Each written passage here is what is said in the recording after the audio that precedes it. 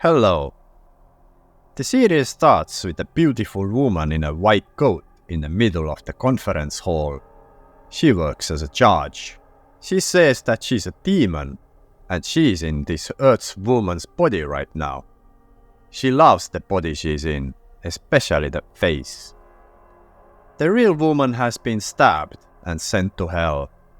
When the soul leaves the woman's body, she sees hell's doors appear right in front of her from the ground. On the doors it says, "All who enter here abandon all hope." Basically anyone who goes to work after the weekend. In hell, we meet hell's judge who specifies in murderers, and her sidekick, who is just about to send another sinner to hell by burning the word Gehenna on the sinner's forehead with a special knife. The woman who has just been sent to hell tries to plead her innocence, but hell's judge has none of that rubbish and sends the stabbed victim to the depths of hell. 20,000 years for a murder and another 50,000 years extra because the woman was rude to the demon. Of course she actually wasn't. But hey, you can't argue with the hell's judge. Just as the judge has done sending the woman to the hell, director of hell shows up with nasty-looking spider legs.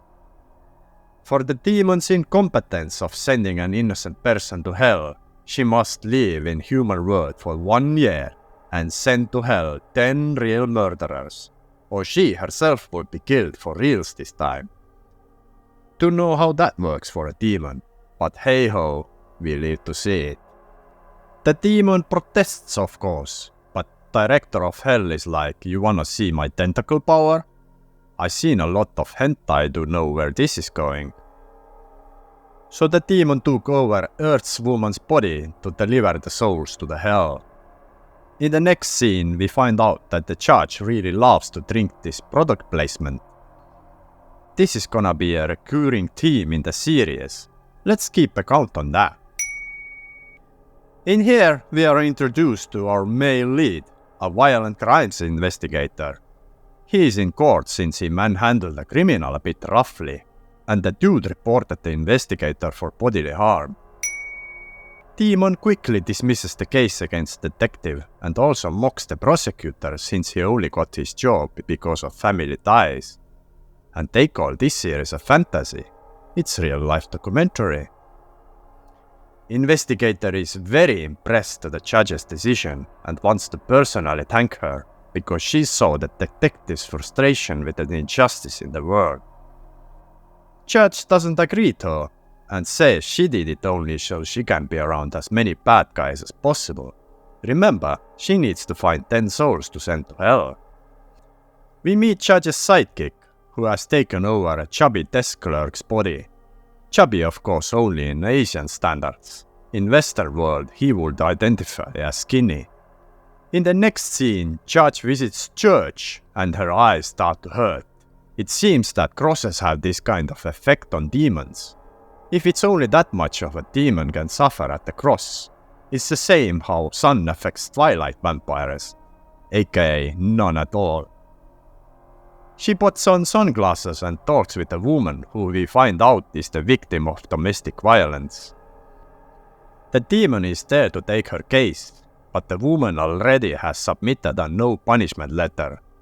So the judge needs to convince her a little better, but ends up in police station instead for harassment. That's what you get for trying to help people.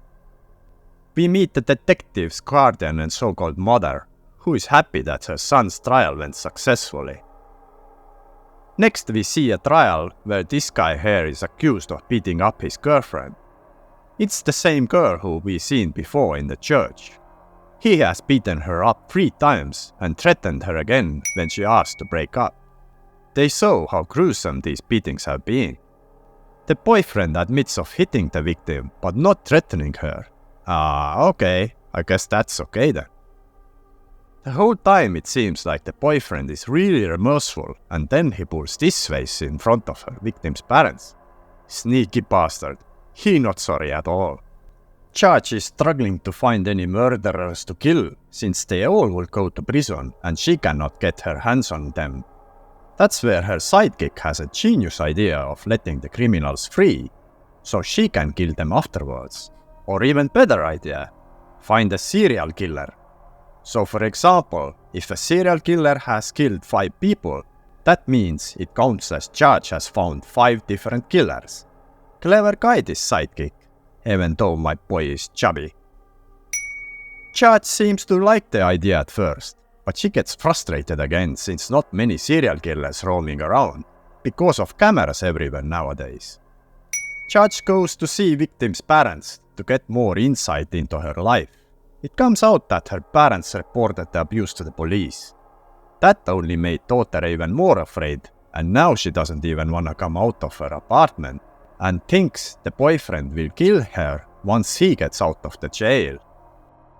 Judge rubs some onion under her eyes to gain some fake sympathy from the family of the victim, so she can manipulate more info out of them. We find out that the sidekick has voice-changing abilities and can copy any voice he wants. I am sure this comes back later. Next day, the judge finally tells her verdict, and it sends shockwaves through the courthouse. Because the defendant promised to fix his wrongs and is very regretful of his actions, judge gives the defendant a verdict to pay 3 million won, which is like 250 in real-world money. The detective is not happy with the verdict, of course, and the judge basically tells him her hands are tied, but also said cryptically that he will get what he deserves. The criminal, of course, not detective. We also find out that judge has the ability to check what someone is doing by writing their name with the finger on a mirror surface. We see in the mirror that the abuser is taking up a hammer while smiling menacingly. Boyfriend is going to visit his girlfriend and hides the camera view with the tape, so she cannot see who it is behind the door. Also pretending to be the police when she asks who is it. Innocent soul like she is, she lets the man in, and of course it doesn't end so good for her. He promises to unalive her parents if she ever calls the police again. The girl is so devastated and doesn't see any other way out than to only unalive herself with a good piece of rope laying around. We end the episode with the judge meeting up with the abuser in the street, where she manifests a knife out of thin air and ready to kill the abuser.